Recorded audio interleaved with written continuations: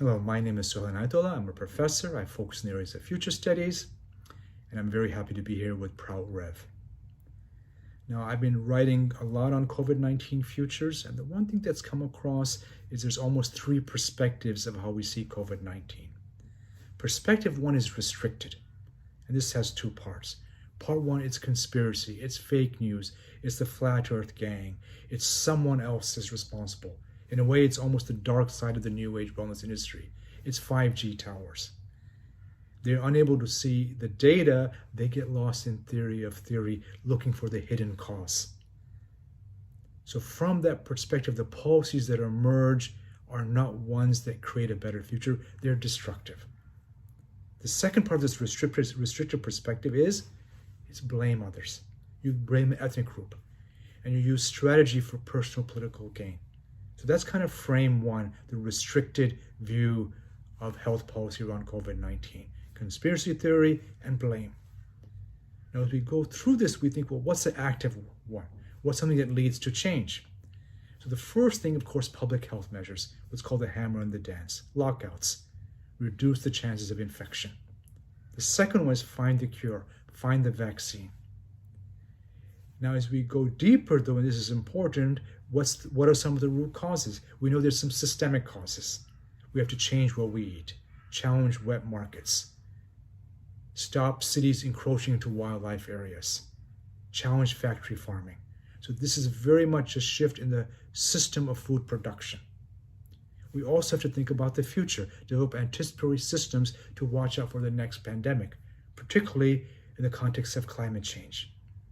So we have to be ready for the next crisis and start to think about how do we avoid those? How do we get ahead of the curve? And the one thing this pandemic has shown us is that what was invisible is now visible. For many of us, we knew inequity is a huge problem. It's becoming more and more visible. Racial injustice is becoming more and more invisible. So we're seeing we need to act not just solving this pandemic, but anticipating the next one, and clearly having truth and reconciliation, truth telling, here's what's not working in our society. This is called the U.S. future. Here's what we have to let go of to create a different world. Now, this different world argument is the transformative part.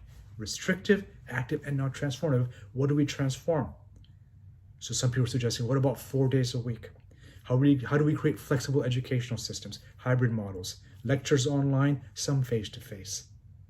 How do we get safety nets? Does that mean rethinking the economy towards a cooperative economy so the economy chases people in terms of job after job? Does that mean UBI? Clearly, we're certain we need more equity in the system. You cannot have such huge disparities. They don't work. We have to keep the money rolling in the system just as it keeps on rolling. So this leads again to platform co-ops. And finally, the active part, the transformation part, is what's called the 5P health revolution.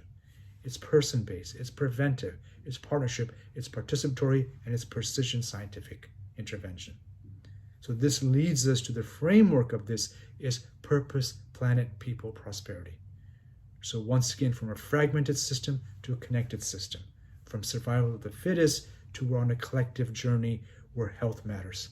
So currently, if you look at health, it's considered an individual option.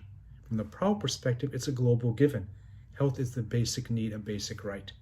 Currently, it's wealth-based, it's individualized, it's using private science and technology, it's a one-door health system.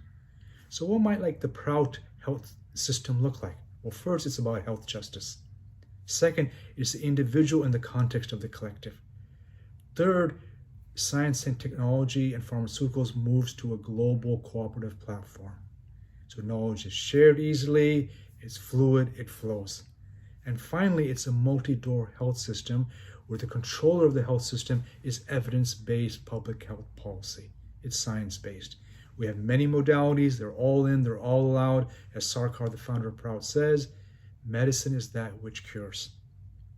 Now, what's the worldview, the deep culture of this? Well, clearly today, global health policy is fragmented.